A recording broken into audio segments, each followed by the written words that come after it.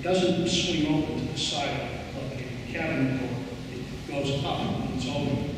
That's very nice because the other side of that door is going to be at a high red heat when you open it. It's much better to have it facing away from you than it is having it facing you as well as having the open up and facing you.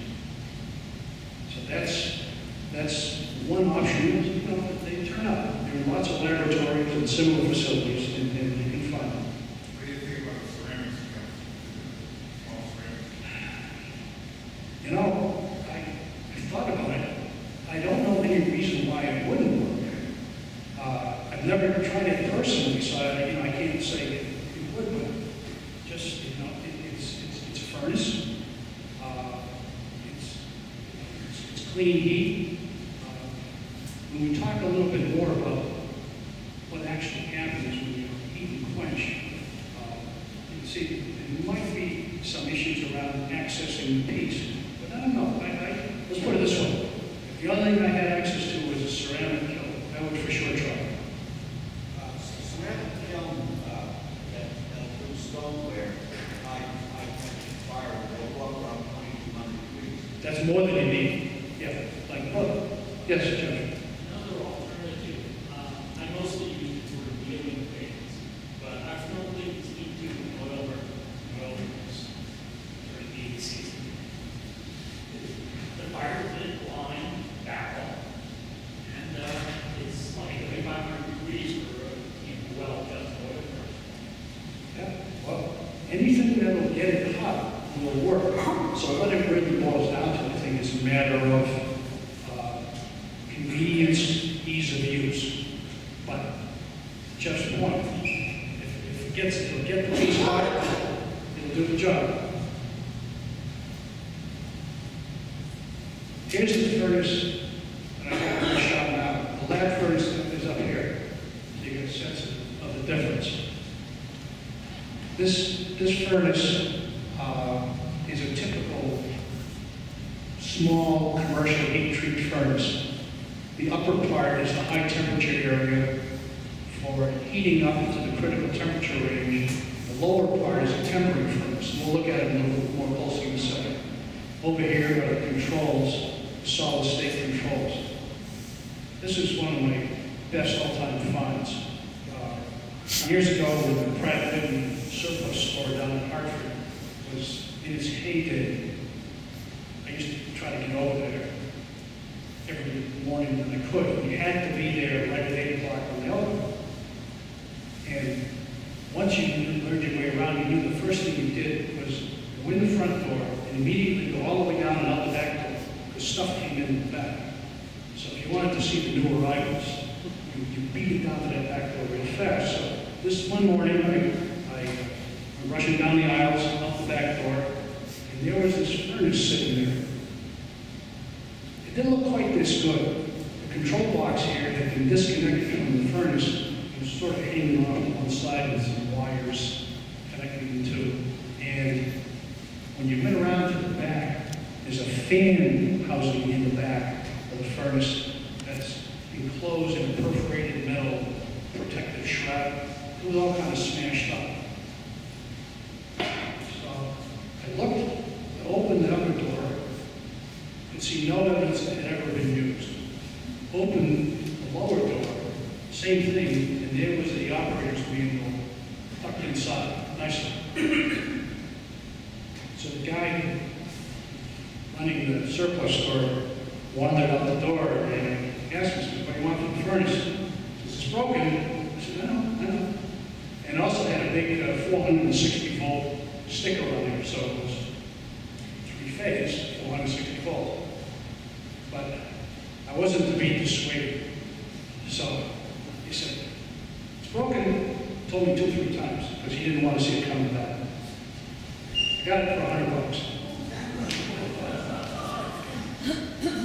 Brought it home, sat there for a little bit. I started asking around, and my first thought was to get a transformer bump up 240 volt to 460, 230 volt to 460, and then also run a 3-phase converter, which is kind of a Mickey Mouse arrangement. But then in electrical angel, Bradley Ross, came to my rescue. I was talking to him about this, and he said, "Is Bradley here?" It's not in those things. It's the church. Okay, well, then I can say this. If most of you know Bradley, and I explained to him what I was dealing with, what I was trying to do, and he brought this to me and said, "Well, I think it could be rewired to 220. And darn if about a week later, he didn't come down for a visit. In 3 or 4 hours, I had a 220-volt single-phase furnace. It heats a little more slowly. But that doesn't make any difference to me. It's up to temp, and I've been using it happily ever since. That's the furnace story. How many watts does it Never checked. But you know, it's remarkably efficient. Say you're doing 01, getting up to 1480. By the time it's up to temperature in the oven, you can put your hand on the exterior. It isn't really warm. It gives you a sense of, so it's not like heat's pouring off this. The heat that goes into it stays in it for quite some time. This is the upper chamber. And what you see in here is the cover to a closed retort. This was originally intended to provide an inert gas atmosphere for what you're eating. And it's made of Inconel, which I recently learned is a super alloy of nickel and chromium. And it's very, very strange stuff. You can heat it up to bright red, yellow heat over and over and over. Doesn't seem to bother it a bit. What I understand is there's a passivating layer of oxide that forms over the whole thing, and it just resists further oxidation. It has some pretty amazing qualities. So that's what the upper furnace looks like inside. We'll see more in a minute. Here's the retort with the cover off. These are just little, these are out of a ceramics kiln. They're just something to keep the workpiece up off the furnace. And I'll tell you more about those white things in the back in a little bit.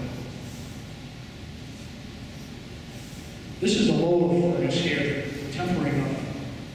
And it looks similar to the upper one, except right in the back here, that's a fan. And it's in there to keep stirring the air and have the temperature inside the tempering oven uniform all through the oven.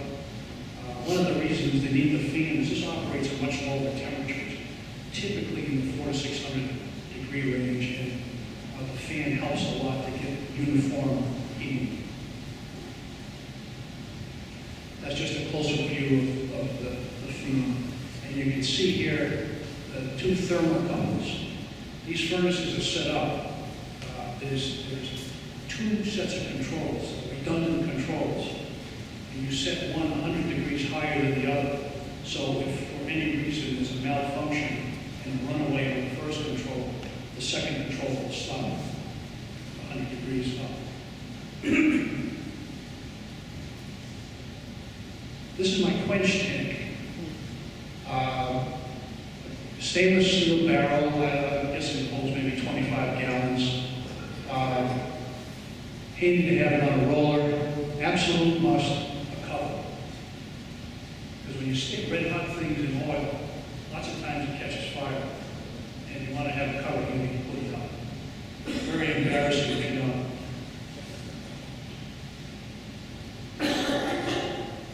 The barrel is filled with quenching oil. It's available from MSC or McMaster. Yeah, McMaster's where I got mine. Make sure you leave some free oil. You don't want to be trying to quench something in a barrel of oil when the oil is within a half inch of the top. Very difficult to move it around and have it slosh out too. Now, you don't have to use professional quenching oil. I used motor oil for a number of years.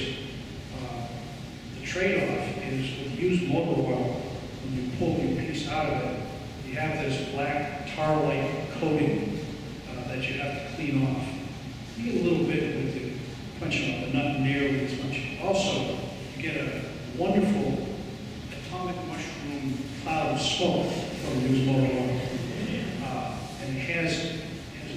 odor that if you're married, your wife will really learn to appreciate.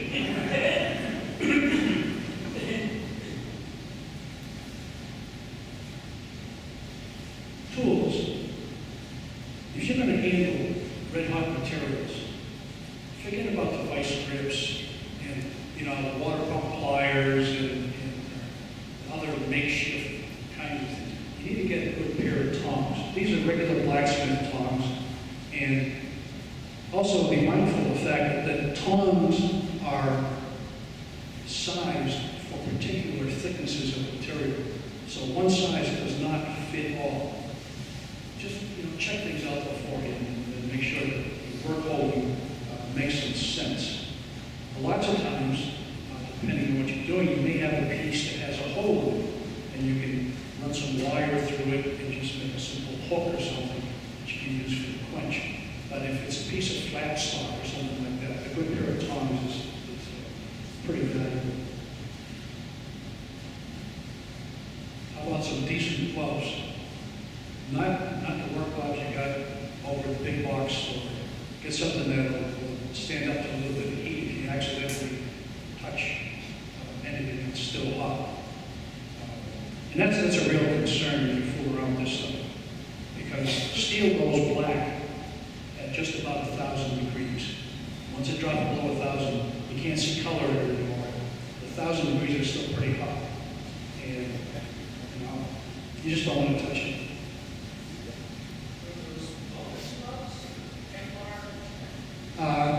No, they're for work around heat treatment. You know, they're insulated gloves. The question is what kind of gloves these are. They're just insulated gloves with a heat-resistant outer surface.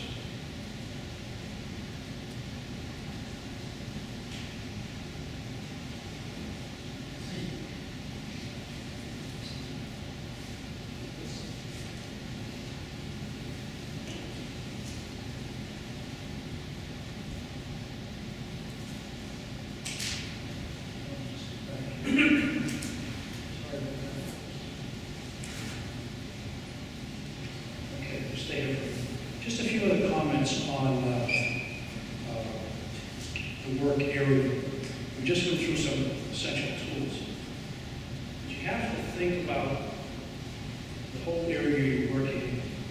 When you're using these various heating devices, it makes sense. You can't have flammable stuff around, and you can't have the gas can for the lawnmower. You can't have 3 months worth of newspapers piled in the corner. So flammables are a real problem to have around. And the other thing is just clutter. When you heat treat, you have to move really fast, pulling stuff out of the furnace and putting it into the quench. If you're tripping over a piece of pipe or an air hose or some bicycle wheel you're working on, it's not going to be pretty. So look around before you attempt to do this and make sure that you don't have hazards that are going to interfere with what you're trying to do. Lighting is another issue. Particularly if you're trying to judge the heat by the metal color,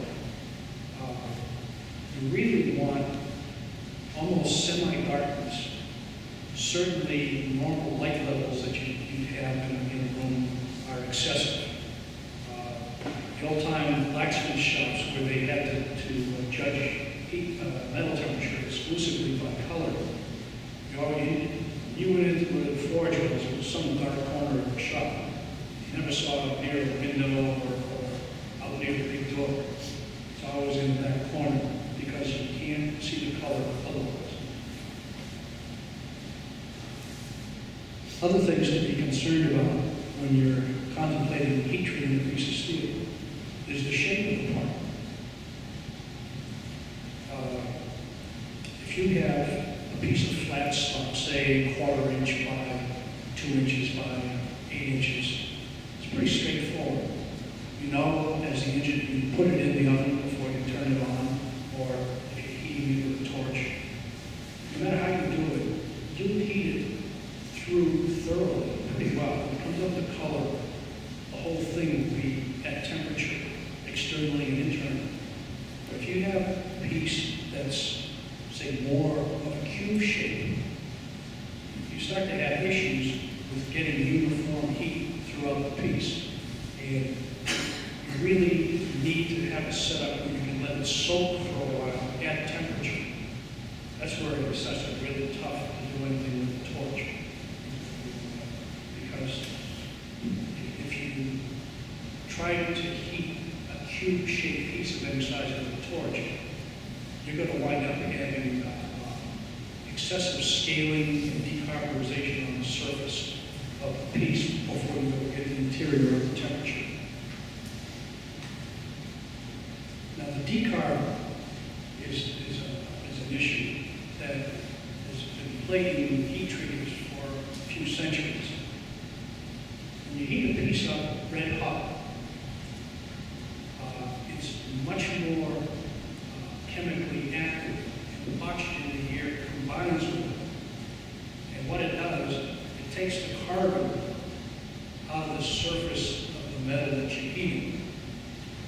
It's not unusual, even in a reasonably good heat treating setup, to have 2 or 3 thousandths of the surface of your workpiece decarburized.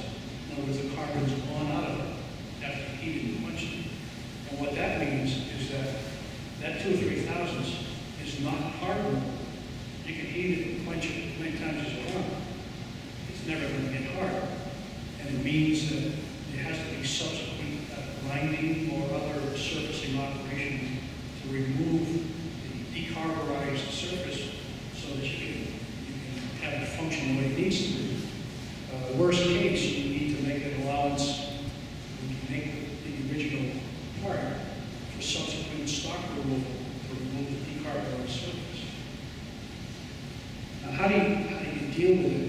It's tough to do outside of an oven. In an oven, what I've found works pretty well is good old charcoal.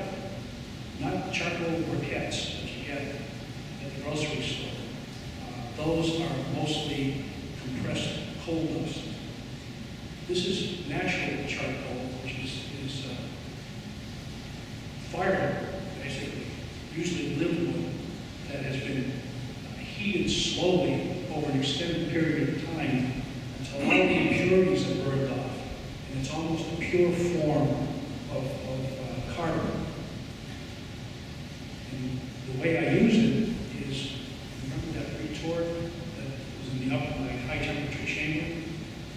When I put the workpiece in, I take a chunk of this charcoal, put it in the back of the furnace, and put the lid on the retort.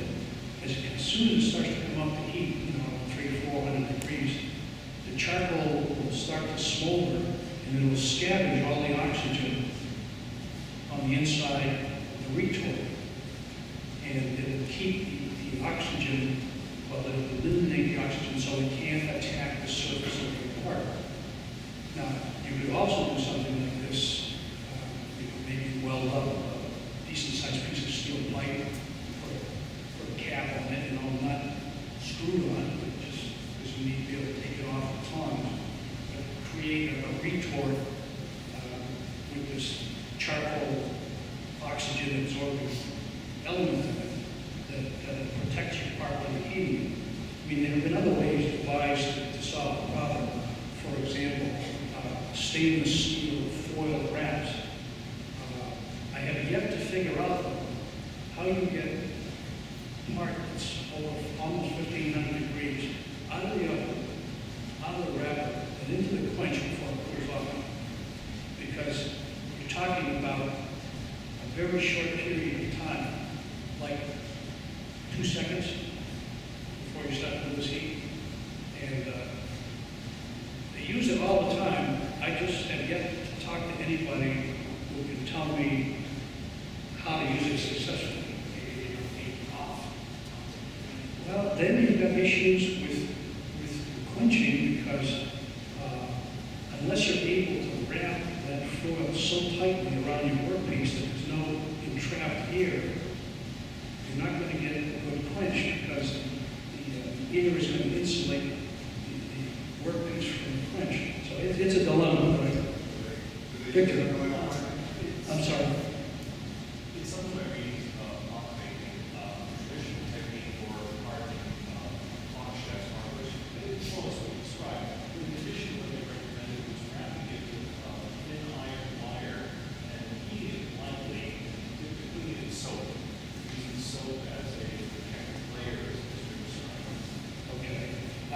For those of you who might not have heard Victor saying that the technique that he's written about is for small pieces, clock making, rather than fine iron wire, dip it in soap, and the soap creates a protective coating. I've also read that, I've never tried it, but it's a technique. It's probably more suitable to small parts than larger ones.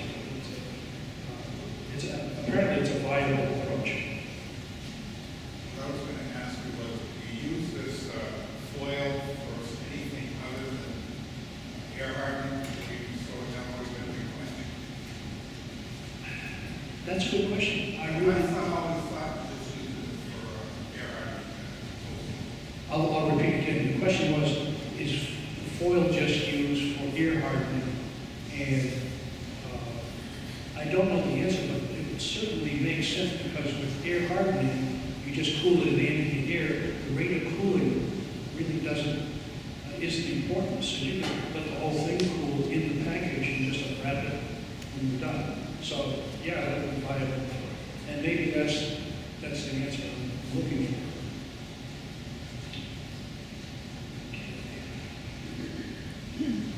Now, if you're using a furnace,